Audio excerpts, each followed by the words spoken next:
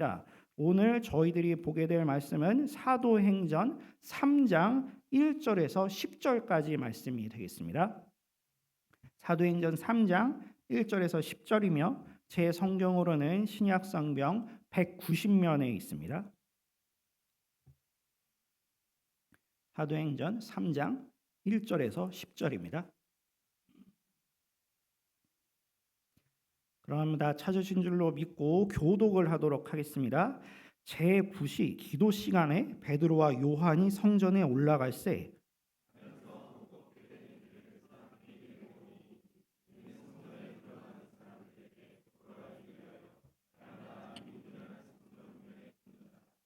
그가 베드로와 요한이 성전에 들어가려 함을 보고 구걸하거늘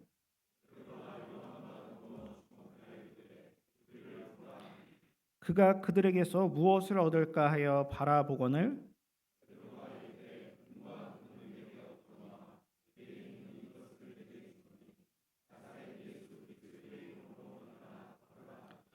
오른손을 잡아 일으키니 발과 발목이 곧 힘을 얻고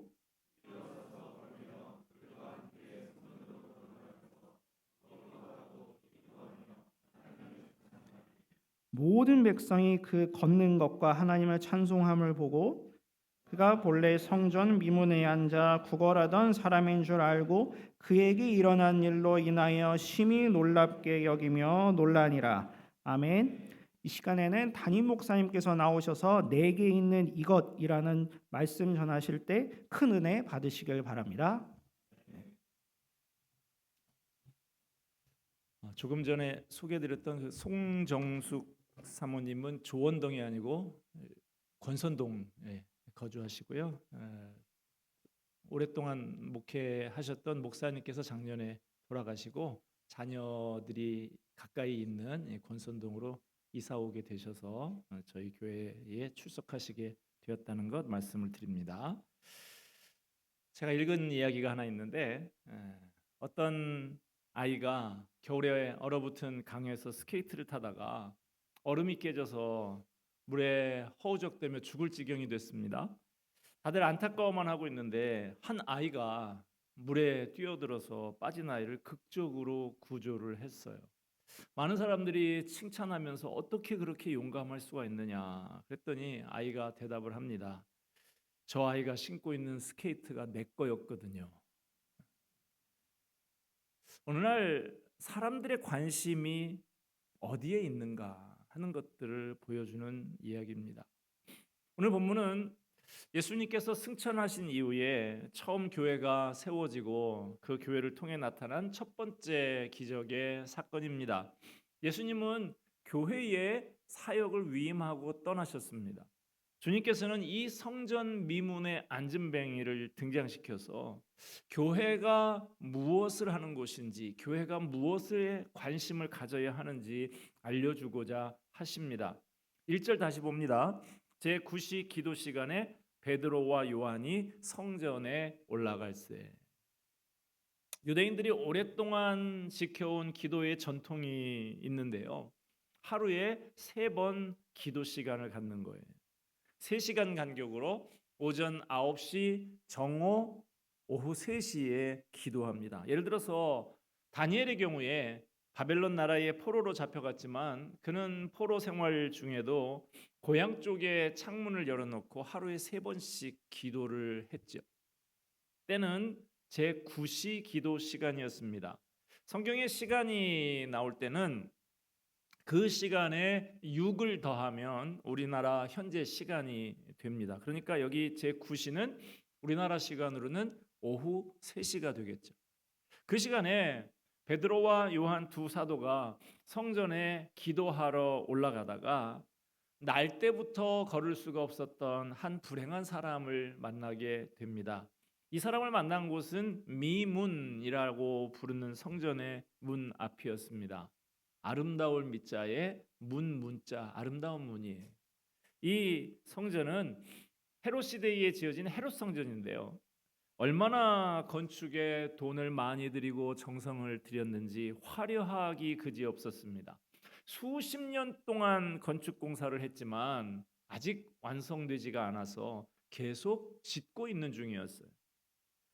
미문이란 문자 그대로 아름다운 문인데 예루살렘 성전의 여러 문 중에서 가장 아름다웠다는 것이죠. 그걸 직접 봤던 역사가 요세푸스에 의하면 높이가 23m가 됩니다. 엄청난 크기의 이 문은 금과 은을 입힌 황동으로 만든 이중문인데 아름다울 뿐 아니라 웅장했다고 합니다. 바로 이 아름답고 웅장한 문 앞에 날 때부터 앉은뱅이였던 사람이 구걸하면서 앉아 있었어요. 그가 왜 이곳을 구걸 장소로 택했느냐? 이 미문은 어디에 위치해 있느냐? 성전 밖에 이방인의 뜰이라는 곳이 있습니다. 거기에서 성전의 관문을 통과해서 안으로 들어가면 여인들의 뜰이 있어요. 그 이방인의 뜰과 여인들의 뜰을 연결하는 출입구가 이 미문입니다. 그래서 성전에 들어가려고 하면 누구나 이 미문을 다 거치게 되어 있는 이른바 목 좋은 자리이기 때문에 여기에서 구걸을 한 것이죠. 사도행전 4장 22절에 보면 그의 나이가 40여 세라고 합니다. 날 때부터 40년이 넘도록 한 번도 걸어보지 못했던 것이죠. 그는 남에게 부담이 되는 존재였어요. 당시에 휠체어가 있던 시대도 아니지 않습니까? 날마다 누군가가 그를 업어서 이 성전 문 앞에 동냥하는 자리까지 데려다주고 또 다시 데려가야 했던 것이죠. 그는 항상 누군가에게 의존해야 되는 사람, 남에게 부담이 되는 불행한 사람이었던 거예요. 유대인들이 생명처럼 여기는 성전으로 들어가는 아름다운 문 앞에 가장 비참하고 절망스러운 사람이 앉아 있었습니다. 사람들은 그를 문 앞에 내려놓고 구걸만 하게 했지 성전 안으로는 데려다 주지 않았어요. 사람들은 이 불쌍한 사람에 대해서 별 관심이 없었습니다. 항상 여기에 가면 있는 사람 정도로 생각하고 가끔 동전이나 던져주는 정도였던 것이죠. 그것은 안진뱅이의 입장에서도 마찬가지였습니다. 수많은 사람이 예배하러 출입하고 있는 이 성전 문 앞에 이 사람은 예배하러 와서 앉아 있는 것이 아니라 구걸하러 와 앉아 있습니다. 성전에 나오는 본래의 목적과는 상관없는 다른 목적으로 나와서 앉아 있는 거예요. 그의 마음속에는 열등감과 분노로 가득했을 것입니다. 3절 말씀 봅시다. 그가 베드로와 요한이 성전에 들어가려 함을 보고 구걸하거늘. 미문 앞에 앉아있던 안진뱅이는 베드로와 요한을 보고 구걸했습니다. 베드로와 요한이 누구인지 특별히 알아보고 그런 건 아닐 거예요. 그는 지금 자기 앞을 지나가는 사람들이 누구인지에 대해서는 별 관심이 없습니다. 그저 그가 던져줄 동전에만 관심이 있을 뿐이죠. 어떤 사람은 하나님 앞에 예배드리고 죄의 용서를 받고 하나님을 만나는 깊은 체험을 하려고 성전에 나오지만 문 밖에 앉아있는 이 사람은 전혀 아랑곳하지 않습니다. 성전 안에서 무슨 일이 일어나든 알지도 못하고 관심도 없어요. 그날 손 안에 쥐어지는 몇 푼에만 관심이 있을 뿐인 것이죠. 그렇다고 그 돈 모아서 떵떵거리면서 잘 살아보겠다고 하는 것도 아닙니다. 그저 굶지 않고 먹고 살 수만 있으면 연명만 하면 그만인 것이죠. 그는 구걸하는 생활에 익숙해진 사람이었던 것입니다. 여러분, 우리는 이 성전 미문에 앉아서 구걸하고 있는 이 안진뱅이에게서 이 세상의 모습을 발견하게 됩니다. 이 안진뱅이의 모습에서 우리는 하나님을 떠난 이 세상의 모습이 어떤 것인지 발견할 수가 있습니다. 이 안진뱅이 거지를 보세요. 얼마나 부자유스럽습니까? 얼마나 더럽고 초라한 모습입니까? 원래 하나님이 만드신 이 세상은 아주 행복한 세상이었습니다. 아주 조화로운 세상이었어요. 그런데 하나님을 떠나고 나니까 이렇게 부자유하고 고통스러운 세상이 된 것이죠. 더럽고 추한 세상이 된 것입니다. 그게 안진뱅이와 같은 이 세상의 모습인 것이죠. 이 안진뱅이의 모습을 통해서 세상에 대해서 또 무엇을 알게 됩니까? 세상은 스스로 구원할 수 없는 구제불능의 상태라는 거예요. 우리는 IMF 구제금융의 시대를 겪으면서 한 가지 배운 게 있어요. 제가 예전에 제자훈련 저하고 했던 형제분 중에 한국은행에 다니는 분이 있어서 얘기를 좀 들어보니까 한국은행에 박사 학위자만 500명이 넘는다고 합니다. 그 똘똘한 사람들, 우리나라에서 경제를 제일 잘한다고 하는 경제학 박사들이 500명이나 넘게 있는 그 한국은행에 우리 앞에 다가온 금융 위기를 예견하고 막아낼 사람이 하나도 없었다는 것입니다.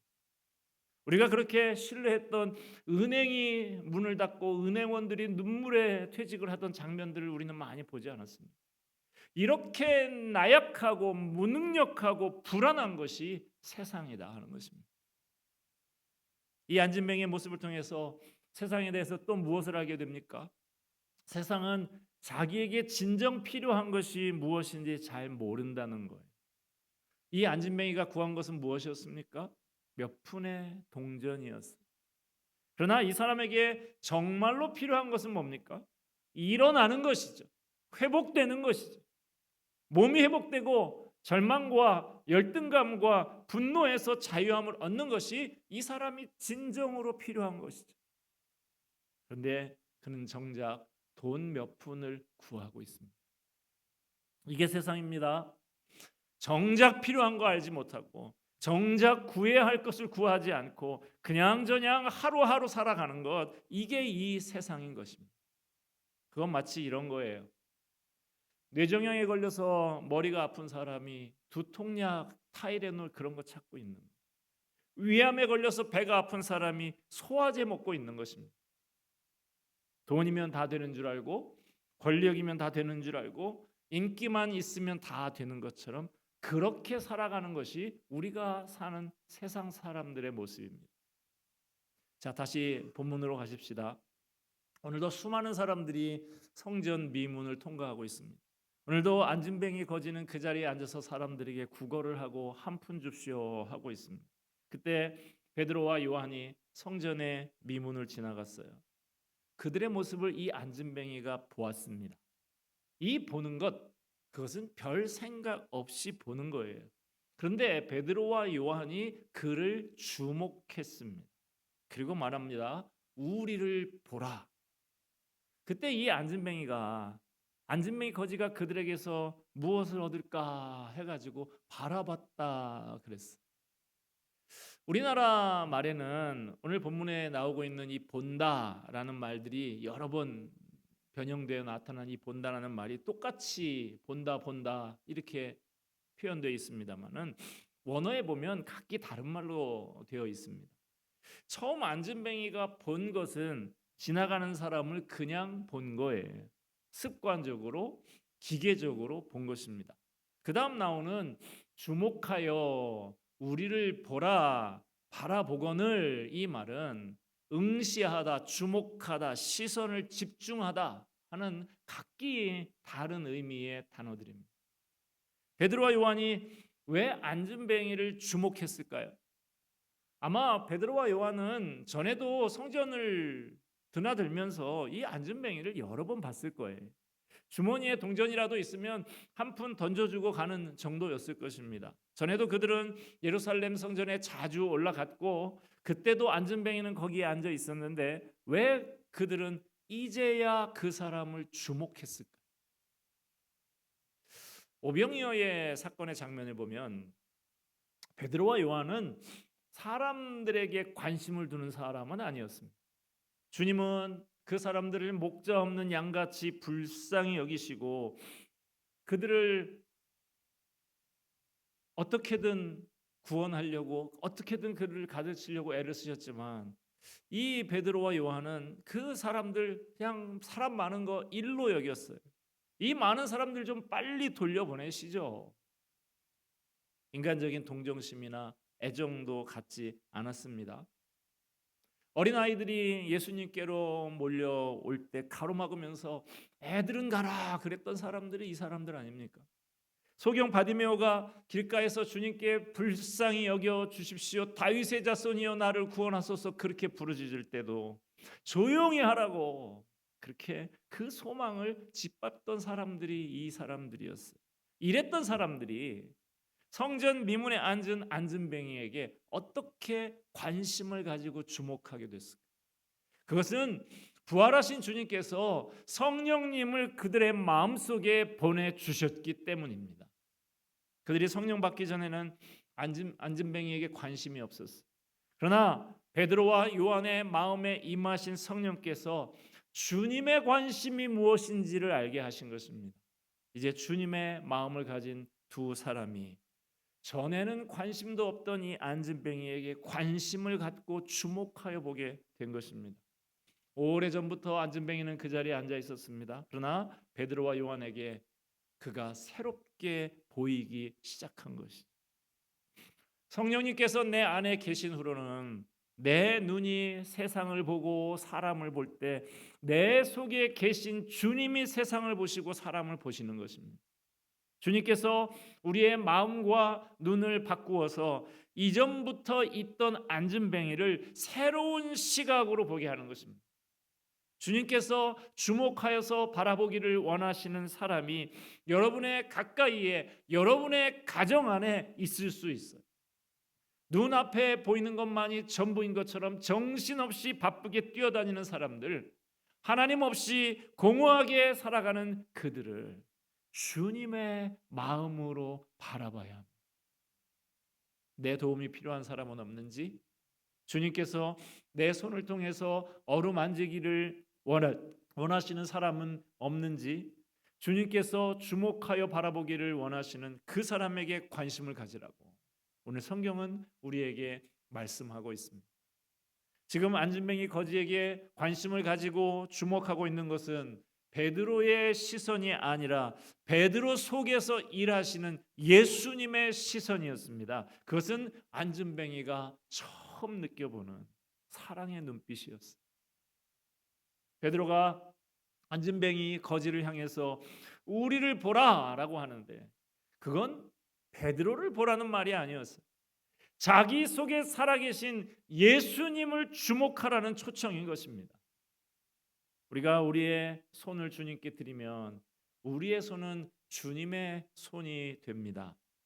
베드로가 나사렛 예수의 이름으로 안진뱅이에게 손을 내밀었습니다. 그건 이미 베드로의 손이 아니었어요.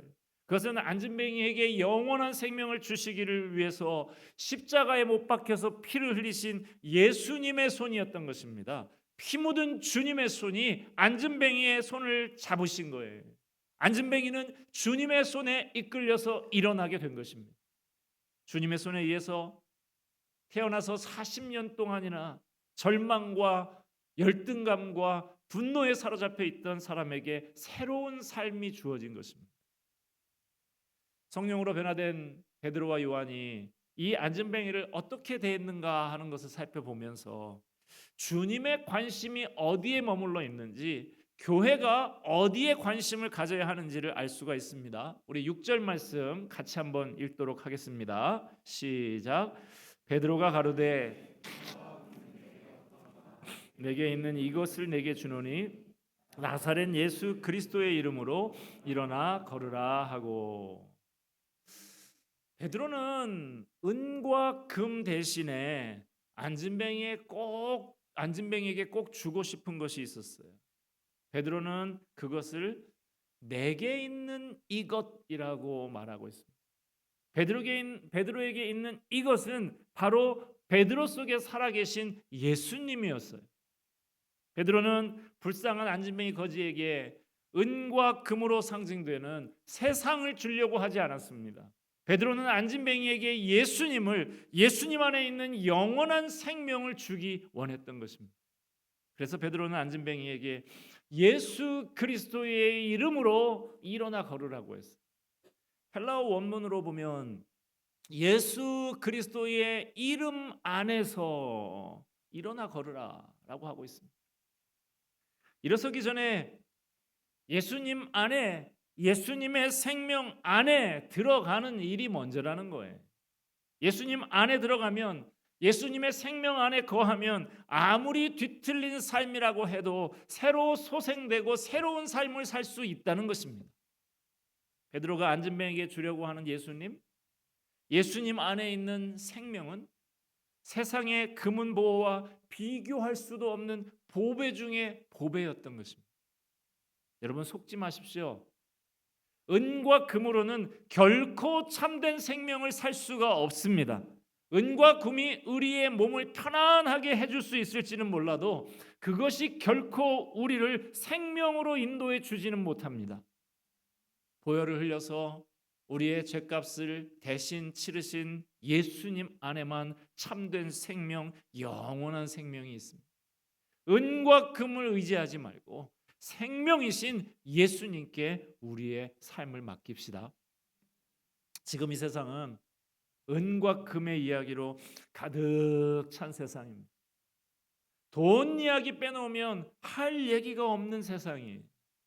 그러나 교회는 은과 금을 말하는 것이 아닙니다. 예수님을 말하고 예수님의 능력을 말하는 것이 교회예요. 오늘날 교회의 위기는 어디에 있습니까? 교회도 세상처럼 은과 금에 관심이 있고 은과 금을 많이 갖고 싶어 하는 거예요. 문제가 있으면 그것을 돈으로 해결하려고 하는 것입니다. 성 프란시스코가 무소유로 얻어먹으면서 전도하고 다니는 걸식 선단을 만든 것으로 유명하죠. 그것을 만들어서 교황청에 교황의 허락을 받으려고 찾아갑니다. 그러나 교황이 볼 때는 프란시스코가 하는 일이 아주 우습게 보였어요. 그래서 보화가 가득한 그 교황청 창고로 데려가서 금은 보화 가득한 그 모습을 프란시스코에게 보여준 다음에 말을 합니다. 이제 은과 금이 내게 없다라는 말은 할 필요가 없게 됐어. 그러자 프란시스코가 조용히 말했습니다. 그렇군요. 그러나 그렇기 때문에 나사렛 예수의 이름으로 걸으라는 그렇게 외칠 능력도 잃어버린 것은 아닙니까? 예전에 비하면 물질적으로 풍부한 교회가 많아졌어요. 강남에 있는 대형 교회들 몇만 명씩 모이는 메가처치들 보면 하지 못할 일이 거의 없을 정도가 됐습니다. 학교도 세우고요. 복지재단도 세우고요. 묘지에다가 납골당까지 다 만듭니다. 그러나 무엇보다도 심각하게 생각해 봐야 할 것은 그 교회가 예수님의 이름으로 일어나 걸으라고 자신 있게 선포할 수 있는 교회인가 하는 것이죠. 영국의 유명한 스펄전 목사님의 일화입니다. 어떤 부자가 가난한 여성을 가정부로 고용을 했어요. 그 여성이 20년 동안을 충성되게 일을 했습니다. 세월이 흘러서 부자가 세상을 떠나게 되었습니다. 떠나기 전에 그 수고한 충성된 가정부를 불러서 그동안에 수고 많았다고 하면서 종이 한 장을 꺼내더니 거기다 몇 자 적어서 가정부 손에다가 쥐어줬어요. 그 가정부가 아주 가난한 변두리의 조그마한 집에 살고 있었는데 부자가 준 종이를 벽에다가 앞종으로 꽂아놓고 계속 또 그냥 어렵게 살았어요. 그 여성이 어느 날 병들어서 눕게 됐는데 유명한 스펄전 목사님이 가서 예배를 드리게 됐습니다. 예배를 드린 다음에 스펄전 목사님이 일어서서 무심코 벽을 봤더니 앞정에 수표가 한 장 꽂혀 있는 거예요. 그래서 목사님이 물었어요. 부인, 글을 읽을 줄 모르십니까? 예, 저는 글을 배운 적이 없어서 글을 읽을 줄 모릅니다. 부인, 이건 엄청난 액수의 수표입니다. 이 정도면 런던 중심가의 제일 좋은 집도 살 수 있을 큰 돈입니다. 여러분, 혹시 우리도 내 안에 있는 예수님의 가치를 모르고 무기력하게 살아가고 있는 것은 아닙니까? 예수님의 이름은 능력입니다. 예수님의 이름은 생명입니다. 예수님의 이름은 구원입니다. 세상의 것들 다 가지려고 너무 애쓰지 마세요. 많은 것을 가졌다고 해도 꼭 필요한 것을 가지지 못하면 실패한 인생입니다. 한 가지만 가져야 한다고 하면 그것은 예수님이어야 합니다. 조용히 주님 앞에 내가 가진 것이 무엇인가 돌아보시길 바랍니다. 베드로와 요한은 자기에게 있는 예수님이 은과 금보다 훨씬 소중하다는 것을 알았습니다. 여러분 속에 예수님을 소유하고 계십니까? 여러분의 가는 곳에 기적이 일어나고 있습니까? 화해가 이루어집니까? 상처받은 심령이 치유를 받고 있습니까? 교회는 은과 금이 아니라 내게 있는 예수님을 주어야 합니다. 길을 잃고 방황하는 자들에게 예수님의 이름으로 길을 깨우쳐 줘야 합니다. 절망에 빠져서 좌절하고 있는 사람들을 예수님의 이름으로 소망의 삶을 살 수 있도록 일으켜 주어야 합니다. 교회가 있어야 할 이유는 실패와 좌절과 외로움 속에 있던 사람들이 일어서고 예수님 안에서 믿음과 소망과 사랑이 넘치는 풍성한 삶을 누리는 것입니다. 그게 바로 우리 주님께서 관심 갖고 계신 일이고, 그게 바로 우리 교회가 무엇보다도 관심을 가져야 할 일인 것입니다.